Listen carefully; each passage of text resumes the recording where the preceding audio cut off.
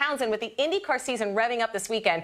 That means, if my math is right, only 80 days, hold on, until the Indianapolis 500. Ooh. Oh, bring out the milk. Is there anything else in the world like the Indy 500? Nothing like it. Why? Biggest race, biggest sporting event in the world. Over 300,000 fans there on race day, and really the fastest race in the world. It's a cathedral of speed, the biggest prize to win. I've been there 10 times, but I can't tell you how excited I am to go with our NBC team and commentate the race for the first time.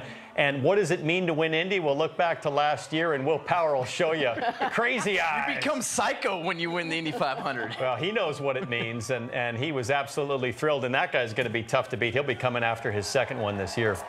I love that reaction. You've been in it, you know. It's just, it's hard to really put into words. On race day, you know, my first year, my only season, 2013, running the Indy 500, you know, I thought I was prepared. You spend 2 to 3 weeks there, you feel like you're ready, and then race day, you wake up and just those raw emotions, the nerves, the excitement, everything just kind of rolls into one. And then when they announce your name to walk out there and be ready for the Indy 500, I remember shaking in the car, getting ready to go, and then you drop the green flag for the biggest race in the world, and it's, I mean, you saw Will Power's reaction. I remember taking the lead there, and I've won some races. I've never been that excited as taking the lead at the Indy 500.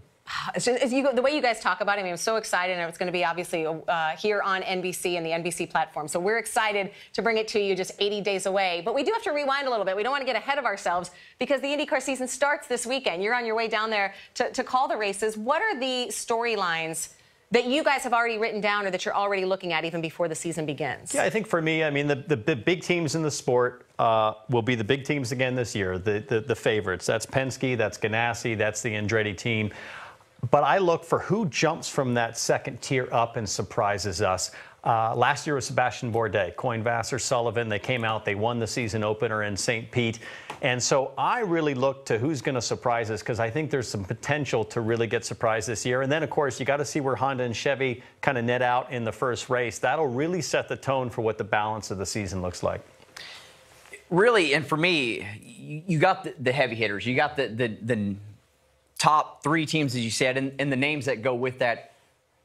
Can a rookie or a guy that maybe hasn't had a struggling year, a Graham Rahal, James Hinchcliffe, they struggled last year to a certain extent, or can a rookie like Felix Rosenqvist, Marcus Ericsson that's joining James Hinchcliffe as a teammate step up, or a young American like Colton Herta? So can one of those guys kind of get their foot in the door and kind of wedge themselves as a driver and a team that can go out there, run with the big 3, and talk about them not just for a couple of races, but every weekend as a team or a driver that can go and really fight for this championship? It's interesting because you guys have already mentioned some names. We haven't even hit on some of the, I mean, I know you mentioned the big 3 in NASCAR. We always had the big 3 last year in terms of the organizations. But, yeah, I mean, Scott Dixon, you talked about Will Power with the Indianapolis 500. There's some big names who are coming back for the Indianapolis 500 this year.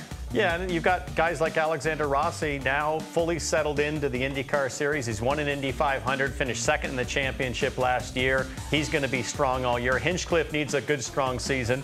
Alonso's coming back, and so many stories. But how do you beat Scott Dixon? That's what everybody in the series asks themselves. And that's one thing that Scott Dixon hasn't done in his career is win back-to-back championships. So can he get to number 6? Castroneva's going after his 4th win at Indianapolis. That's going to be fun to watch because he's lost none of his enthusiasm for driving, talking, or racing the Indy 500. Just waking up in the morning, he's excited. Yeah.